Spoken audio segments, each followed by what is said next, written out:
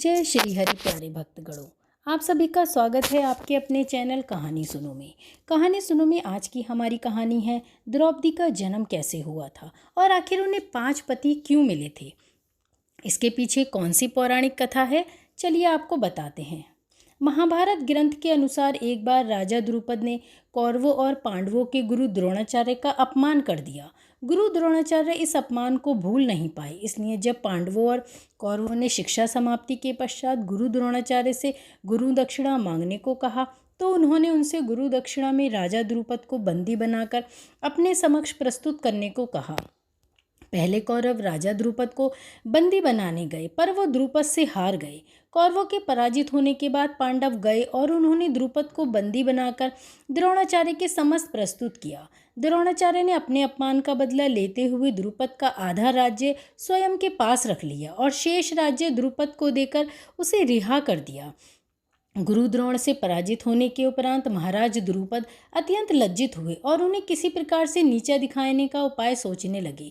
इसी चिंता में एक बार वे घूमते हुए कल्याणी नगरी के ब्राह्मणों की बस्ती में जा पहुँचे। वहाँ उनकी भेंट याज तथा उपयाज नामक महान कर्मकांडी ब्राह्मण भाइयों से हुई। राजा द्रुपद ने उनकी सेवा करके उन्हें प्रसन्न कर लिया एवं उनसे द्रोणाचार्य के मारने का उपाय पूछा। उनके पूछने पर बड़े भाई याज ने कहा, इसके लिए आप एक विशाल यज्ञ का आयोजन करके अग्निदेव को प्रसन्न कीजिए, जिससे कि वे आपको महान बलशाली पुत्र का वरदान दे देंगे। महाराज ने याज और उपयाज से उनके कहे अनुसार यज्ञ करवाया। उनके यज्ञ से प्रसन्न होकर अग्निदेव ने उन्हें एक ऐसा पुत्र दिया जो संपूर्ण आयुध एवं कवच कुंडल से युक्त था। इसके पश्चात उस यज्ञ कुंड में एक कन्या उत्पन्न हुई, जिसके नेत्र खिले हुए कमल के समान देदी पैमान थे, बोहे चंद्रमा के समान वक्र थीं तथा उसका वर्ण श्यामल था।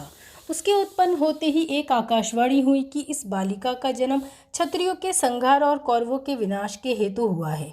बालक का नाम धृष्टद्युम्न एवं बालिका का नाम कृष्णा रखा गया, जो कि राजा द्रुपद की बेटी होने के कारण द्रौपदी कहलाई। शिवजी के वरदान से ही द्रौपदी को 5 पति होने का वरदान मिला था। द्रौपदी पूर्व जन्म में एक बड़े ऋषि की गुणवान कन्या थी। वह रूपवती, गुणवती और सदाचारणी थी, लेकिन पूर्व जन्मों के कर्मों के कारण किसी ने उसे पत्नी रूप में स्वीकार नहीं किया। इससे दुखी होकर वह तपस्या करने लगी। उसकी उग्र तपस्या के कारण भगवान शिव प्रसन्न हुए और उन्होंने द्रौपदी से कहा कि तू मनचाहा वरदान मांग ले। इस पर द्रौपदी इतनी प्रसन्न हो गई कि उसने बार बार कहा, मैं सर्व गुणयुक्त पति चाहती हूँ। भगवान शंकर ने कहा, तूने मनचाहा पति पाने के लिए मुझसे 5 बार प्रार्थना की है, इसलिए तुझे दूसरे जन्म में एक नहीं 5 पति मिलेंगे।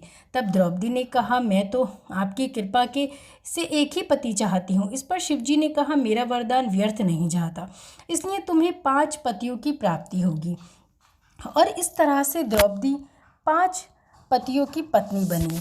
तो ये थी द्रौपदी की 5 पतियों की कहानी, और कहानी थी द्रोणाचार्य और द्रुपद से जुड़ी हुई। दोस्तों, कहानी कैसी लगी? अच्छी लगी हो तो लाइक और शेयर जरूर कीजिए। धन्यवाद।